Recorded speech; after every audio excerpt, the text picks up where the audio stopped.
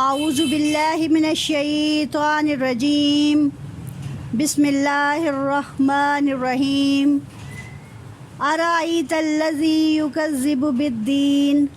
فذلک الذی یدعو الیتیم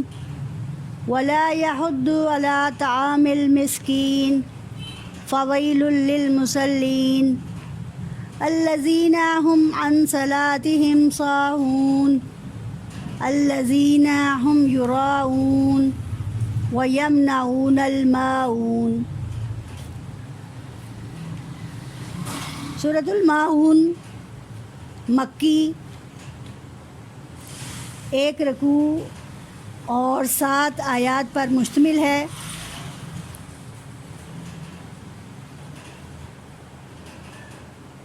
اس سورت کا شان نزول یہ بتایا جاتا ہے کہ نصف سورت مکہ مکرمہ میں نازل ہوئی، جو عاص بن وائل کے بارے میں، اور نصف مدینہ منورہ میں عبداللہ بن ابی سلول منافق کے حق میں یہ سورت نازل ہوئی۔ اس کے خاص طور پر مضامین جس میں یتیم کو دھوکہ دیا جاتا ہے اور دھکے دیے جاتے ہیں، اور مسکین کو کھانا کھلانے کی ترغیب نہیں دی جاتی، یہ ان دونوں حضرات کے ساتھ وابستہ ہیں۔ ہم اس سورت کا لفظی اور بامحاورہ دونوں ترجمہ اور اس کی تفسیر ابھی کریں گے۔ لفظی ترجمہ شروع کیے دیتے ہیں۔ ارأیتا، کیا، رأیتا تو نے دیکھا، ارأیتا کیا تو نے دیکھا۔ محمد صلی اللہ علیہ وآلہ وسلم کو آپ لوگ بریکٹ میں لکھیے۔ ارأیتا کیا تو نے دیکھا، الذی اس شخص کو، یکذب وہ جھٹلاتا ہے، بالدین جزا کے دن کو، بدلے کے دن کو، یعنی قیامت۔ فذالک پس یہی، الذی وہ شخص ہے، یدعو الیتیم جو دھکا دیتا ہے، الیتیم یتیم کو۔ پس یہ وہی شخص ہے جو یتیم کو دھکے دیتا ہے، ولا اور نہ ہی، یحض یہ ترغیب دیتا ہے، علی پر، طعامی کھانا کھلانے کی، المسکین مسکین کو۔ فویل تو پس ہلاکت ہے، للمصلین ایسے نماز پڑھنے والوں کے لیے، الذین ان لوگوں کو، ہم وہ، ان بارے، صلاتہم اپنی نمازوں کے بارے میں، ساہون ان کو بھولے بیٹھے ہیں، ساہون بھولے بیٹھے ہیں۔ الذین وہ لوگ، ہم وہ ہیں، یراؤون کہ وہ دکھاوا کرتے ہیں، لوگوں کو دکھانے کے لیے کرتے ہیں، ویمنعون الماعون ویمنع اور وہ منع کرتے ہیں، روکتے ہیں، الماعون برتنے کی چیز دینے کو، یعنی کہ استعمال کی چیز اگر کوئی مانگے تو اسے نہیں دیتے، اسے منع کر دیتے ہیں۔ ایسے ہی ایک آیت سورۃ الفیل کی جس میں تخاطب اللہ تعالیٰ نے بالکل اسی طرح استعمال کیا ہے۔ اللہ فرماتا ہے، الم تر کیف فعل ربک باصحاب الفیل، الم کیا تو نے نہیں دیکھا اس کو کہ اے محبوب صلی اللہ علیہ وآلہ وسلم، کیا تم نے نہ دیکھا کہ تمہارے رب نے ان ہاتھی والوں کا کیا حال کیا۔ اس صورت میں بھی اللہ تعالیٰ اسی طرح کا تخاطب انداز فرماتا ہے، اور فرماتا ہے بھلا دیکھو تو جو دین کو جھٹلاتا ہے، یا ارائیتا کیا تو نے دیکھا، یہاں حرف استفہام یعنی پوچھنے کا انداز اس لیے اختیار کیا گیا کہ یہاں اظہار تعجب کیا جائے، کہ یہاں حیرانگی کی بات ہے۔ ارائیتا کیا تو نے دیکھا، الذی اس شخص کو، یکذب کہ وہ جھٹلاتا ہے، بالدین دین کو، یہاں دین سے مراد جزا کا دن، بدلے کا دن یعنی کہ قیامت ہے، کہ جو لوگ قیامت کے دن کو جھٹلاتے ہیں۔ اے نبی صلی اللہ علیہ وآلہ وسلم، کیا آپ نے ایسے شخص کو دیکھا؟ یہاں لفظ ارائیتا روایت کے معنوں میں آتا ہے، جیسے ہم لفظ استعمال کرتے ہیں کہ روت حلال کمیٹی کے ممبران، یعنی کہ جو پہلے دن کے چاند کو پہچان کر اس کی گواہی دیتے ہیں، ان کو روت حلال کمیٹی۔ اور بعض اوقات قرآن مجید میں رویت جو لفظ ہے یہ خواب کے معنوں کے لیے بھی، رویا، فلاں نے رویا دیکھا یعنی خواب دیکھا، اس کے معنوں میں بھی استعمال ہوتا ہے، لیکن یہاں یہ دیکھنے کے معنوں میں ہے کہ اے نبی صلی اللہ علیہ وآلہ وسلم، آپ ذرا اس شخص کی طرف دیکھیے کہ جو قیامت کے دن کو جھٹلاتا ہے۔ کیا اسے نہیں معلوم کہ یہ دنیا ایک دن ختم ہو جائے گی اور آخرت میں اسے اس کے جزا و سزا کی، اسے اس کے اعمال کی جزا و سزا دی جائے گی؟ اسی طرح کے شخص کے لیے اللہ تعالیٰ استفہامیہ انداز میں نبی کریم صلی اللہ علیہ وآلہ وسلم سے مخاطب ہے کہ اے نبی صلی اللہ علیہ وآلہ وسلم، یہ وہ لوگ ہیں جو شاید دنیا کو ہی سب کچھ سمجھ بیٹھے ہیں، ان کے خیال میں کسی کے ساتھ اچھا سلوک کرنا کوئی معنی نہیں رکھتا، شاید یہ بھول گئے کہ انہوں نے قیامت کے دن میرے روبرو حاضر ہونا ہے۔ آگے اگلی آیت میں اللہ تعالیٰ یہی ذکر فرماتا ہے، فَذَلِكَ پس ذَلِكَ دیکھو اس شخص کو، کہ یہی ہے الذی وہ شخص، یدعو الیتیم جو دھکے دیتا ہے، الیتیمہ یتیم کو۔ یہاں اب یتیم کے معنی جاننا ضروری ہیں کہ یتیم کون ہے اور مسکین کون ہے، اور دھکے دینے والے کے لیے کیا کیا جائے گا، اور جو کسی مسکین کو کھانا نہیں کھلاتا اس کے ساتھ کیا کیا جائے گا۔ تو یہ مضمون، یہ صورت آپ کے لیے ایک ایسا راستہ کھولتا ہے، خاص طور پہ اس میں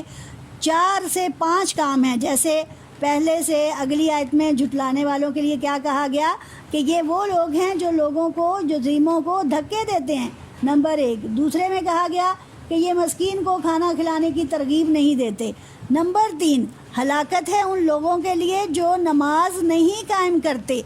اور پھر کیا کرتے ہیں اگر قائم کر لیتے ہیں، الذین هم عن صلاتهم ساہون، تو وہ اپنی نمازوں کو بھلائے بیٹھے ہیں، یا اگر پڑھتے تھے تو اب ان کو نہیں پڑھ رہے یا ان کا ادا نہیں کر رہے، تو ایسے لوگوں کے لیے۔ چھٹی بات جو اللہ فرماتا ہے کہ ان کی نمازیں ان کے لیے صرف دکھاوا ہیں۔ یہ لوگ جب دوسرے لوگوں کے ساتھ ہوتے ہیں تو کہتے ہیں کہ ہم نماز ادا کرتے ہیں اور کریں گے، لیکن دل میں نماز ادا نہیں کرتے۔ وَيَمْنَعُونَ الْمَاعُونَ، اور 7ویں بات جو اس میں کہی گئی وہ یہ کہ یہ وہ لوگ ہیں جو کسی کو بھی کھانا کھلانے سے اور برتنے کی معمولی چیز، شیئن قلیل یعنی کہ بہت ہی چھوٹی چیز اگر کوئی مانگے تو وہ مانگے سے اسے نہیں دیتے۔ اب یہاں پہ یتیم کون ہے؟ یتیم وہ شخص ہوتا ہے، وہ بچہ جو حالت بچپن میں اس کے والد صاحب وفات پا جائیں، ماں حیات ہو، باپ کا سایہ سر پر نہ ہو، تو وہ یتیمی کی کیفیت میں آ جاتا ہے، یتیمی کی حالت میں آ جاتا ہے۔ نبی کریم صلی اللہ علیہ وآلہ وسلم کو بھی اللہ تعالیٰ نے در یتیم پیدا فرمایا، اور یقیناً اللہ تعالیٰ نے نبی کریم صلی اللہ علیہ وآلہ وسلم کو دنیا اور انسانیت کی کہ ہر احساس سے مزین فرمایا کہ ایک یتیم کا دکھ اور تکلیف کیا ہوتی ہے، وہ میرے نبی صلی اللہ علیہ وآلہ وسلم نے بھی صحیح، انہوں نے اپنے والد کا سایہ نہ دیکھا، اس کے جگہ انہیں ان کی کفالت آپ کے دادا حضرت عبد المطلب نے فرمائی، اور پھر آپ کے چچا حضرت ابو طالب رضی اللہ تعالی عنہم انہوں نے فرمائی، جس سے مقصد یہ تھا کہ آنے والے لوگوں کو بھی بتا دیا جائے کہ دادا اور چچا کسی بھی بھتیجے اور بیٹے کی تربیت میں اہم کردار ادا کر سکتے ہیں، اور والد کی جگہ ان لوگوں کو دی جا سکتی ہے۔ لیکن پھر وہی بات آتی ہے کہ باپ آخر باپ ہے، جو اس کی کمی ہوتی ہے وہ دنیا کا کوئی شخص پوری نہیں کر سکتا۔ اب یہاں پہ ایک اور شخص کا ذکر کیا جا رہا ہے اور وہ ہے مسکین۔ مسکین ہم عرف عام میں اگر ہم پنجابی میں لیں تو وہ لوگ کہتے ہیں کہ جس کا باپ اور جس کی ماں دونوں نہ ہوں تو وہ مسکین ہے، لیکن اسلام کی اصطلاح میں وہ مسکین ہے کہ جو کسی کے سامنے شرم کے باعث ہاتھ نہیں پھیلاتا، بلکہ اپنی غیرت اور خودداری کے اندر، چاہے اس کی غربت ہے یا اس پر خوشحالی ہے، وہ اسی کے اندر زندگی بسر کرتا ہے۔ چنانچہ مسکین وہ شخص جو کسی کے سامنے دستے سوال دراز نہیں کرتا۔ فویلن تو پس ہلاکت ہے للمصلین ان نمازیوں کے لیے، یہاں کہ جو نماز تو قائم کرتے ہیں لیکن اس میں تساہل برتے ہیں۔ ہم اس کی تفصیل میں جانے سے پہلے یہ جاننا ضروری ہے کہ اس سورت کے بارے میں کہ اس سورت کے مزید نام بھی ہیں جو فتح القدیر کتاب میں مفسر حضرات لکھتے ہیں کہ اس سورت کا ایک نام سورۃ الدین، ایک نام سورۃ آرائیتا اور ایک نام سورۃ الیتیم بھی ہے، یعنی اس سورت کے مزید 3 نام ہیں۔ چونکہ اس میں یتیم کے بارے میں واضح حقوق بتائے گئے ہیں اور اس کے ساتھ اچھے سلوک کی جو سلوک ہے اس کی تاکید کی گئی ہے، اور سورۃ الآرائیتا میں یہ اس بات کی طرف توجہ دلائی گئی ہے کہ نبی کریم صلی اللہ علیہ وآلہ وسلم، کیا آپ نے ایسے لوگوں کو دیکھا کہ جو منافقانہ رویہ اختیار کرتے ہیں، ہر چیز میں یتیم کو دھکے دیتے ہیں، مسکین کو کھانا نہیں کھلاتے اور نمازیں بھی صحیح معنوں میں قائم نہیں کرتے، اور یہ تو اس قدر گھٹیا لوگ ہیں کہ اگر برتنے کی کوئی چیز کوئی مانگنے آ جائے تو یہ اسے بھی نہیں دیتے، کیونکہ یہ ہیں ہی منافق، یہ ہیں ہی بخیل۔ اور ایک ہی سورت کا نام سورۃ الدین اس لیے کہ یہ اس کے اندر ان لوگوں کی خصوصیات کا ذکر کرتے ہوئے اللہ تعالیٰ فرماتا ہے کہ یہ لوگ قیامت کے دن کا یقین نہیں رکھتے، یہ سمجھتے ہیں کہ دنیا صرف چند دن کی ہے، ایام معدودات، کہ صرف چند دن رہیں گے اس دنیا میں، اور اگر آخرت ہوئی بھی تو یہ آگ میں محض چند دن رہیں گے، اور یہ ان کی خام خیالی ہے۔ انہیں کیسے معلوم کہ یہ صرف آگ میں چند دن رہیں گے؟ کیا یہ پہلے سے ان تمام چیزوں کو دیکھ آئے ہیں؟ کیا انہوں نے جنت دیکھ لی یا انہوں نے جہنم دیکھ لی؟ اگر ایسا ہے تو یہ انتہائی خام خیالی کا شکار ہیں۔ یہاں انہوں نے ایک لفظ جس کی طرف توجہ دلائی ہے، وہ کہتے ہیں کہ کیا تو نے اس شخص کو پہچانا؟ یہاں آرائیتا سے مراد انہوں نے پہچانا کی لفظوں میں لیا ہے کہ جو روز قیامت کو جھٹلاتا ہے، اس کا انکار کرتا ہے کہ آیا وہ اپنی بات میں صحیح ہے کہ غلط ہے۔ یقیناً جو یوم قیامت کو جھٹلاتا ہے وہ غلط ہے، وہ کبھی بھی اپنی اخلاقیات کے اندر نہیں ہے، اسے اللہ تعالیٰ کی ذات پر پورا یقین نہیں ہے۔ اور یقیناً ایسے لوگ جو اپنے دل میں مال کی محبت رکھتے ہیں، وہ انسانی قدروں اور ان کی اخلاقیات اور ان کے ضابطوں کو نہیں جانتے۔ وہ نہیں جانتے کہ ان کو آخرت میں قیامت کے دن اللہ تعالیٰ جب جزا و سزا سے ہمکنار کرے گا تو انہیں جنت اور جہنم میں بھیجا جائے گا۔ چنانچہ یہ وہ لوگ ہیں کہ جو نبی کریم صلی اللہ علیہ وآلہ وسلم کی کہی بات پر یقین نہیں رکھتے۔ اب ذرا ہم اس کی طرف آئیں کہ ارأیت الذی یکذب بالدین، کیا آپ نے دیکھا اس شخص کو جو کہ قیامت کے دن کا منکر ہے، اس کا انکار کرتے ہیں۔ یہاں کاذبہ لفظ جو ہے یہ جھوٹ بولنے کے معنوں میں آتا ہے، یعنی جب ہم کسی چیز کو رد کر دیں، اس کا مطلب ہے کہ سامنے دیکھ کر بھی رد کر رہے ہیں۔ کیا انہوں نے اپنے آپ کو نہیں دیکھا کہ یہ ایک نطفہ سے پیدا کیے گئے ہیں، پھر نطفہ سے یہ علقہ بنے ہیں، پھر علقہ سے یہ مدغہ بنے ہیں، مدغہ سے یہ عظامہ بنے ہیں، اور عظامہ سے یہ لحمہ، یعنی کہ ان کے جسم پر اللہ نے گوشت چڑھایا ہے۔ کیا اور پھر اس کے بعد چوتھے مہینے میں ان کو اپنی روح پھونک کر ان کو زندگی دی ہے، اور پھر اس زندگی کو جب وہ لے گا، جب اس نفس کو، جب اس روح کو اس میں سے نکال لے گا، تو کیا انہیں اس چیز کا یقین نہیں کہ جس خدا نے انہیں پہلی مرتبہ پیدا کیا ہے، اس کے لیے انہی چیزوں کو دوبارہ موت دے دینا اور موت کے بعد دوبارہ زندہ کرنا کیا مشکل ہے؟ تو کیا یہ لوگ یہ جھٹلائے بیٹھے ہیں؟ یقیناً جو لوگ دنیا میں اچھے عمل نہیں کرتے وہ یقیناً اس چیز کو جھٹلا کے بیٹھے ہوئے ہیں، کیونکہ ان کے نزدیک تو کسی یتیم کے ساتھ برا سلوک کرنا کوئی معنی نہیں رکھتا۔ باپ سر پہ نہیں ہے، کیوں نہ کسی کو گھر سے نکال باہر کریں، کیوں نہ ان کی جائیداد ہڑپ کر لی جائے، کیوں نہ ان کے ساتھ اپنی اگلی پچھلی تمام دشمنی نکال لی جائے۔ اس کا باپ بڑا بنتا تھا، آج دیکھا مرنے کی دیر ہوئی اس کی اولاد کے ساتھ، اب ہم وہ سلوک کریں گے کہ وہ یاد رکھیں گے؟ کیا یہی سلوک اسلام ہمیں سکھاتا ہے؟ اسلام تو وہ ہے جو کہتا ہے کہ نبی کریم صلی اللہ علیہ وسلم کا فرمان عالی شان ہے کہ بہترین گھر وہ ہے کہ جہاں کسی یتیم کی پرورش کی جاتی ہے، یہاں اس کی کفالت کی جاتی ہے اور جہاں اس کے ساتھ اچھا سلوک کیا جاتا ہے۔ پھر آپ صلی اللہ علیہ وسلم فرماتے ہیں کہ اگر کسی شخص نے کسی یتیم کے سر پر ہاتھ پھیرا اور اس کے ہاتھ کے نیچے جتنے اس کے بال آئے اسے اس کے برابر نیکیاں دی جائیں گی۔ یقیناً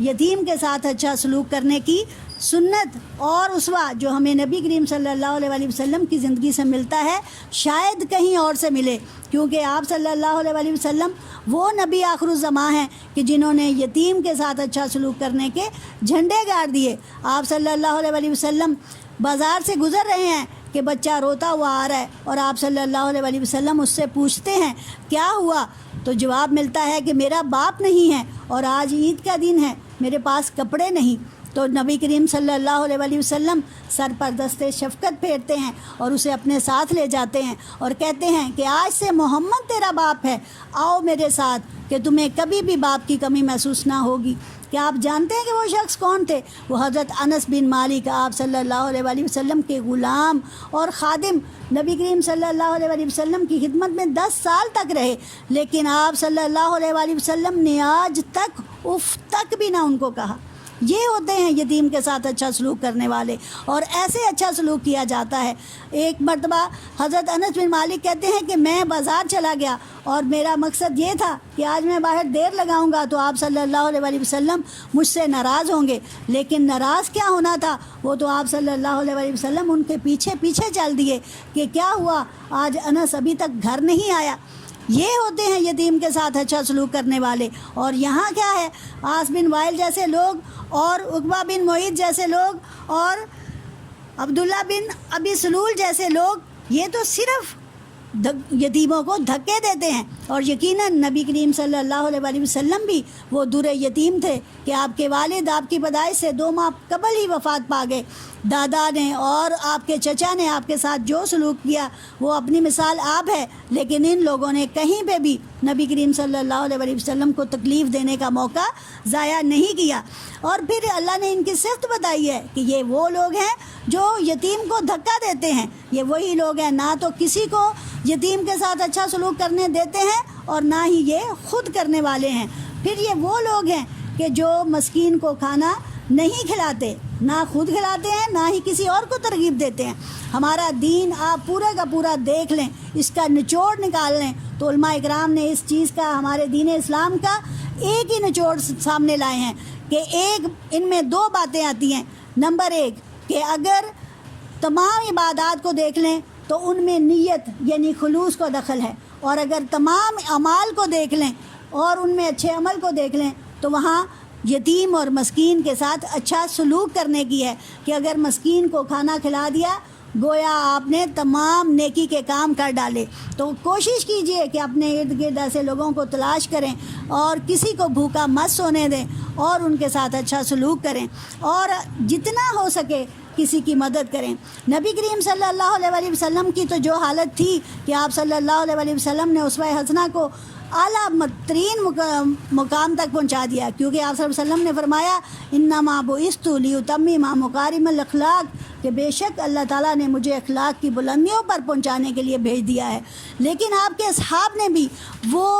وہ کام کیا ہے جو کوئی اور نہیں کر سکتا، کہ حضرت ابوبکر صدیق کی خاموش خدمت، کہ کئی بوڑھے ہیں، کئی ایسی عورتیں ہیں جن کی خدمت آپ کر رہتے ہیں اور کسی کو کانوں کان خبر نہیں ہے۔ حضرت عمر رضی اللہ تعالیٰ عنہ وہ موقع ڈھونڈتے ہیں کہ کب کوئی موقع ملے اور میں حضرت ابوبکر صدیق سے سبقت لے جاؤں، لیکن حضرت ابوبکر صدیق ہیں کہ آگے ہی بڑھتے چلے جا رہے ہیں۔ کسی کو بھی کوئی ایسا شخص نہیں، ان چاروں صحابہ میں دیکھ لیں بلکہ تمام صحابہ کرام کی ذاتوں میں دیکھ لیں کہ انہوں نے اپنے لیے زندگی نہیں گزاری، وہ تو اپنے وقت کے بہترین مالدار، تاجر اور بہترین حسب و نسب کے مالک لوگ تھے، لیکن انہوں نے اپنی ذاتوں پہ وہ تکلیفیں سہی ہیں جو شاید ہی کسی نے سہی ہوں۔ حضرت ابوبکر، حضرت عمر فاروق خلیفہ وقت ہیں، اور ان کے جو کپڑے ہیں ان پر کئی پیوند لگے ہوئے ہیں، اور ان کو عمال گورنر کہتے ہیں کہ کرتا بدل کر کسی غیر ملکی لوگوں سے ملیں تو آپ ہیں کہ ویسے ہی ملتے ہیں۔ کیا وہ مرتبہ جو انہوں نے حاصل کیا ہم میں سے کوئی حاصل کر سکتا ہے؟ ہم تو ایک سے دوسرا لباس پہننا اپنے لیے معیوب سمجھتے ہیں، ایک فنکشن میں پہن لیا اب دوسرے میں نہیں پہن سکتے۔ ایسی مثالیں انہوں نے قائم کی ہیں، چنانچہ ویسی مثالیں قائم کرنا یقیناً مشکل ہے، اور یقیناً جو مرتبہ انہوں نے حاصل کیا ہے وہ ہم میں سے کوئی حاصل نہیں کر سکتا۔ آپ دیکھیں حضرت علی رضی اللہ تعالیٰ عنہ کی زندگی کہ حضرت حسن رضی اللہ تعالیٰ عنہ بیمار ہیں، آپ روزہ رکھتے ہیں، نبی کریم صلی اللہ علیہ وسلم مشورہ دیتے ہیں روزہ رکھیں یہ ٹھیک ہو جائیں گے، روزہ رکھا جاتا ہے، اور ادھر سے 3 دن مسلسل سائل آتا ہے، یتیم آتا ہے، مسکین آتا ہے آپ کے دروازے پر کہ کچھ کھانے کو دے دے، اور آپ تینوں دن اٹھا کر اس کو دے دیتے ہیں، اور خود مشقت سے حاصل کیا ہوئے روٹی کا ایک لقمہ بھی نہیں توڑتے، اور پانی پر روزہ افطار کرتے ہیں اور روزہ رکھتے ہیں۔ کیا ایسی مثالیں کوئی قائم کر سکتا ہے؟ یہ دین اسلام کا خاصہ ہے۔ یقیناً وہ کسی یتیم کے ساتھ برا سلوک کرنے کی اور کسی مسکین کے ساتھ زیادتی کرنے کی قطعاً ترغیب نہیں دیتا۔ اسلام وہ دین ہے کہ جو ان لوگوں کے ساتھ قائم ہے۔ نبی کریم صلی اللہ علیہ وسلم کی بارگاہ میں ایک طرف بہت بڑے سردار اپنے وقت کے وہ بیٹھے ہوئے ہیں، اور دوسری طرف عبداللہ بن ابن مکتوم آ جاتے ہیں، ایک نبینہ صحابی۔ آپ صلی اللہ علیہ وسلم صرف تھوڑا سا توقع فرماتے ہیں کہ پہلے میں ان سے بات کر لوں، لیکن قرآن مجید میں نازل ہوتا ہے کہ نبی کریم صلی اللہ علیہ وسلم پہلے ابن مکتوم کو دیکھیے کہ یہ ان کو آپ نے دیکھنا ہے، کیونکہ دین اسلام ایک غریب کا دین ہے، اس میں غریب کے ساتھ کسی طرح زیادتی کرنے کی ضرورت نہیں۔ تو نبی کریم صلی اللہ علیہ وسلم کو حکم دیا جاتا ہے کہ پہلے ان کو دیکھیے، ان کا حق ہے، ان کو ہم بعد میں دیکھ لیں گے۔ یہ وہ لوگ ہیں کہ جنہوں نے دین میں میرے لوگوں کو اور میرے نبی کو تھکایا ہے، میرے نبی کے راستے میں تکلیفیں پیدا کی ہیں، کانٹے بچھائے ہیں، چنانچہ ان کی بجائے ان کو دیکھیے۔ تو یہاں آپ دیکھیں کہ جو دین کو یعنی کہ جو روز قیامت کو جھٹلانے والے لوگ ہیں وہ کیا کرتے ہیں کہ وہ لوگوں کو، یتیموں کو دھکے دیتے ہیں اور مسکینوں کو کھانا نہیں کھلاتے۔ اگلی تیسری بات دیکھیں کہ اللہ تعالیٰ کیا فرماتا ہے، فویل للمصلین۔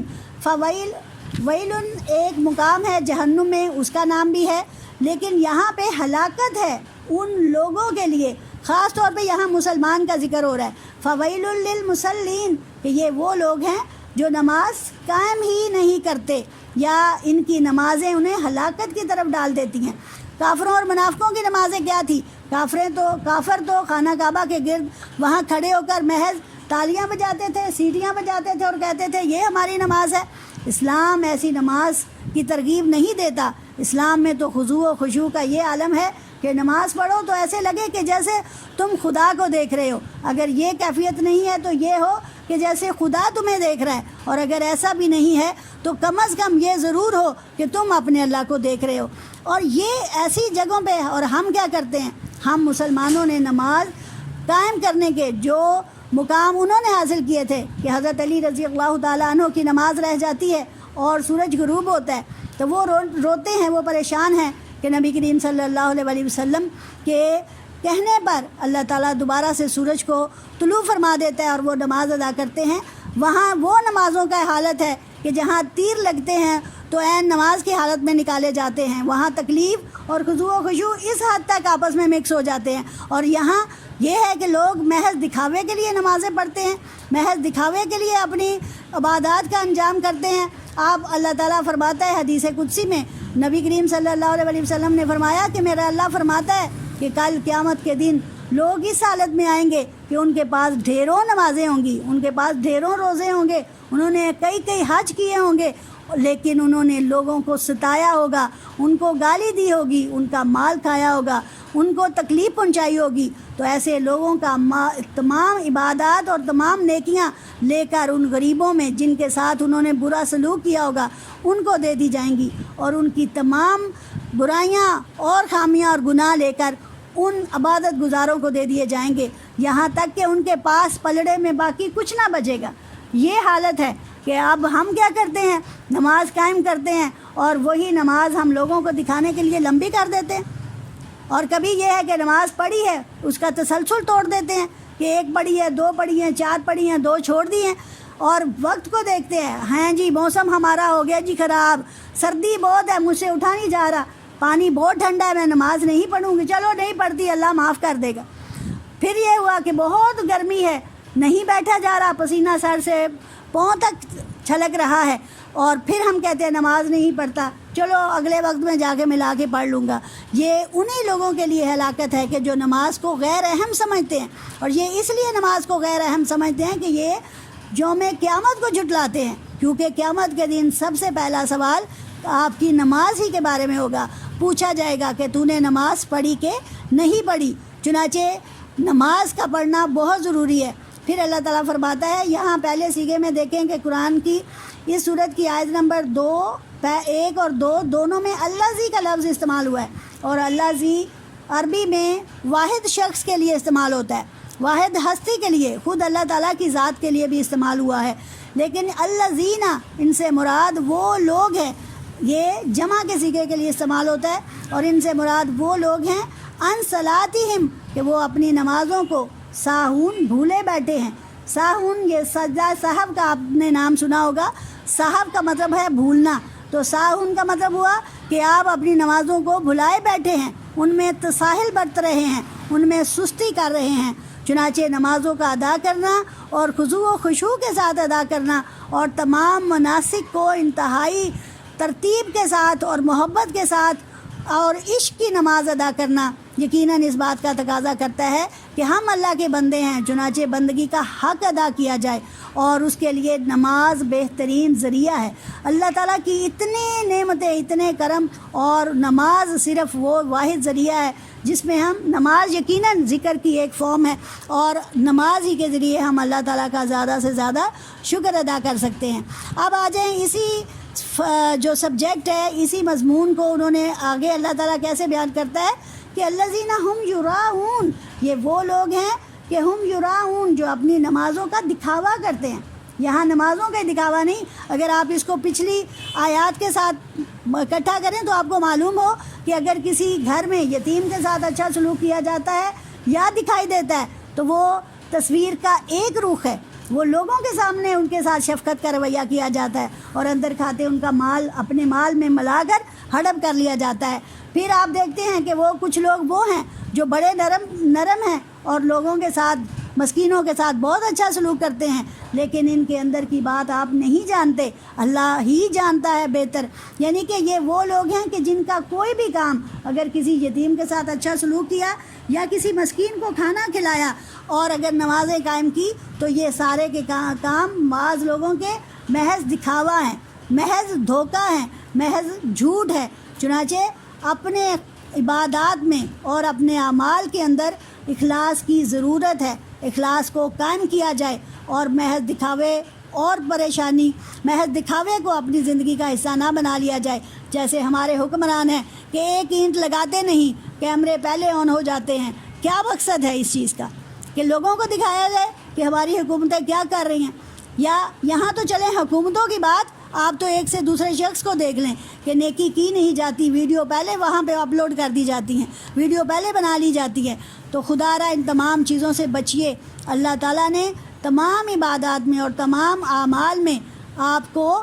صحیح معنوں میں اخلاص کی دعوت دی ہے اور اخلاص اختیار کرنے کی تلقین فرمائی ہے۔ پھر یہاں ذکر آ جاتا ہے وَيَمْنَعُونَ الْمَاعُونَ، یعنی اس سورت کی 7ویں آیت کے اندر وَيَمْنَعُونَ یہ لفظ معنی سے ہے، اور معنی کا مطلب ہوتا ہے روکنا، منع کرنا۔ یعنی جب ہم عام اور لفظوں میں کہتے ہیں کہ جی اس کو منع کر دو، تو منع کا مطلب ہوتا ہے کہ رک جائیں۔ الماعون برتنے کی چیزیں، معمولی چیزیں، یہ لفظ معنون سے ہے، اور معنون کہتے ہیں شیء قلیل، یعنی کہ چھوٹی تھوڑی سی چیز، مثلاً کسی کے گھر میں عام برتنے کے کچھ برتن ہیں، اگر کوئی مانگنے کو آ جائے اور ہم وہ نہ دیں، اگر کوئی چٹائی ہے، کوئی چارپائیاں ہیں، کوئی پیڑھی ہے، کوئی کچھ بھی ایسی چیز، کھانے پینے کی چھوٹی سی معمولی چیز ہو سکتی ہے، اگر کوئی ہمارے گھر مانگنے آتا ہے اور ہم وہ نہیں دیتے، اب دیکھیں کہ یہ کس قدر اہم چیز ہے کہ جو ہماری عام زندگی سے تعلق رکھتی ہیں، لیکن ان کا ادا کرنا اور صحیح اور اچھے طریقے سے دینا اور لینا کس قدر اہم ہے کہ اللہ تعالیٰ نے اس کا ذکر قرآن مجید میں کر دیا اور تفصیل کے ساتھ کر دیا اور بتا دیا۔ کچھ مفسر حضرات یہاں بہت معمولی پیسے کو لیتے ہیں، جہاں وہ اس کو سمجھتے ہیں کہ شاید زکوٰۃ،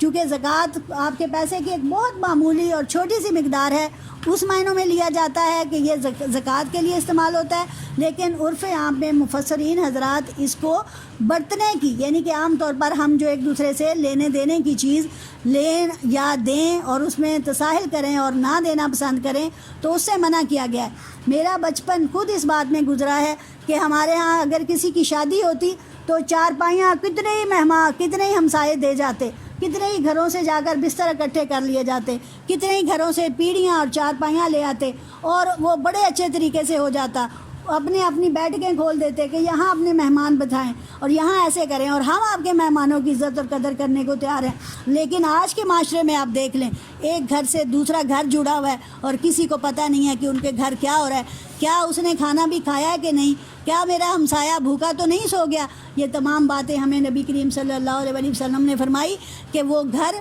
بدترین گھروں میں سے ہے کہ اس کا ہمسایہ جو ہے بھوکا سو جائے اور وہ خود سیر حاصل ہو کر پیٹ بھر کر سوئے۔ یقیناً ہمیں اپنے ارد گرد دیکھنا ہے اور ان چیزوں کی طرف لوگوں کی ترغیب دلانی ہے، بلکہ ہو سکے تو گھروں میں عام برتنے کی چیزیں تھوڑی زیادہ رکھی جائیں تاکہ کوئی اور بھی اس میں شامل ہو سکے اور اس کے استعمال کے لیے اس کو دی جا سکیں۔ اسی طرح گھر میں کھانا بنائیں تو 1 سے 2 لوگوں کا زائد ضرور بنائیں تاکہ 1 سے 2 روٹی جو ہے وہ ضرور دی جائے تاکہ آپ کے کھانے میں اللہ تعالیٰ برکت فرمائے۔ آج ہی میں ایک پڑھ رہی تھی کہ حضرت موسیٰ علیہ السلام کے دور میں ایک شخص تھا کہ وہ انتہائی تنگ دستی کی زندگی بسر کر رہا تھا اور حضرت موسیٰ پاس سے گزرے تو ان سے کہا کہ اپنے اللہ سے میرے لیے درخواست کیجئے کہ اللہ تعالیٰ میرے حصے کا جتنا رزق ہے مجھے ایک ہی وقت میں دے دے تاکہ میں سیر حاصل ہو کر کھا سکوں، پیٹ بھر کر کھاؤں، میں اپنی اولاد کو بھی کھلاؤں۔ تو اللہ تعالیٰ نے جب حضرت موسیٰ علیہ السلام نے اللہ تعالیٰ سے اس بندے کا ذکر کیا تو اللہ فرماتا ہے چونکہ اس کی قسمت میں صرف 1 بوری اناج ہے اور وہ میں نے اس کو اس لیے تھوڑی تھوڑی دے رہا ہوں کہ جتنی اس کی زندگی ہے اس میں تھوڑا تھوڑا کر کے اسے دیتا رہوں۔ لیکن اس شخص نے جب دوبارہ وہ واپس آئے، حضرت موسیٰ علیہ السلام تقاضا کیا کہ اللہ سے درخواست کیجئے کہ مجھے وہ 1 بوری ہی دے دے، میں اسے ایک ہی وقت میں کھا لوں یا جو بھی میں کرنا چاہوں۔ تو اللہ تعالیٰ نے اسے وہ 1 بوری اناج کی دے دی۔ تو اس شخص نے کچھ عرصہ کے بعد حضرت موسیٰ علیہ السلام کا گزر وہاں سے ہوا تو انہوں نے دیکھا کہ وہ شخص تو انتہائی خوشحال ہو چکا ہے۔ تو اللہ کے پاس گئے اور جا کے پوچھا کہ یا اللہ، جس شخص کے لیے آپ نے صرف 1 بوری اناج کی دی تھی، یقیناً وہ تو کب کی ختم ہو گئی ہوگی، تو یہ کیسے خوشحال ہو گیا؟ تو اللہ تعالیٰ فرماتے ہیں کہ اس شخص نے میرے ساتھ سودا کر لیا، اس نے میرے راستے پہ جتنا کھا سکتا تھا اس نے کھایا، اپنی اولاد کو کھلایا اور جو بچ رہا وہ اس نے لوگوں میں تقسیم کر دیا۔ اور یہ تمہیں معلوم ہے کہ میں 1 کے بدلے میں 10، 1 کے بدلے میں 70 اور 1 کے بدلے میں 700 دیتا ہوں۔ چنانچہ میں نے اسے 1 سے 70 دے دیے اور اس طرح اس کی دولت میں اضافہ ہوتا چلا گیا کہ آج کئی کاروبار ہیں، کئی جانور ہیں اور اس کے پاس ان چیزوں کی کمی نہیں۔ یعنی کہ جب ہم اللہ کے راستے میں کوئی بھی چیز خرچ کرتے ہیں یا دوسروں کو دیتے ہیں تو یقیناً اللہ تعالیٰ اس میں اضافہ ہی کرتا چلا جاتا ہے۔ ہمارے رزق میں کسی پر استعمال کرنے سے کمی نہیں آتی، بلکہ اللہ کے وعدے کے مطابق اللہ تعالیٰ اس میں برکت ڈالتا ہے، اور جس چیز میں ہم سوچ جاتے ہیں کہ یہ ہمارے گھاٹے کا سودا ہے، یقیناً اللہ تعالیٰ وہاں ہمیں فراوانی عطا فرماتا ہے۔ صرف خلوص کی اور نیت اچھی ہونی چاہیے، انشاءاللہ اللہ تعالیٰ آپ کے لیے اور ہمارے لیے آسانی پیدا کرے گا۔ اس صورت کے مضمون کو اگر آپ لوگ مد نظر رکھیں تو آپ کو اندازہ ہوگا کہ یہ کس قدر اہم صورت ہے اور ہماری زندگیوں میں یہ کس قدر زیادہ امپلیمنٹ ہو سکتی ہے، اپلائی ہو سکتی ہے۔ اس کو کیجئے تاکہ ہم اللہ تعالیٰ کے بندے بنیں، اب نفس اور شیطان کے بندے نہ بنیں، کیونکہ شیطان تو ہمیں یقیناً نیکی کے ہر کام سے روکے گا اور اللہ ہم سے نیکی کے زیادہ سے زیادہ کام لینا چاہتا ہے۔ وآخر دعوانا الحمدللہ رب العالمین۔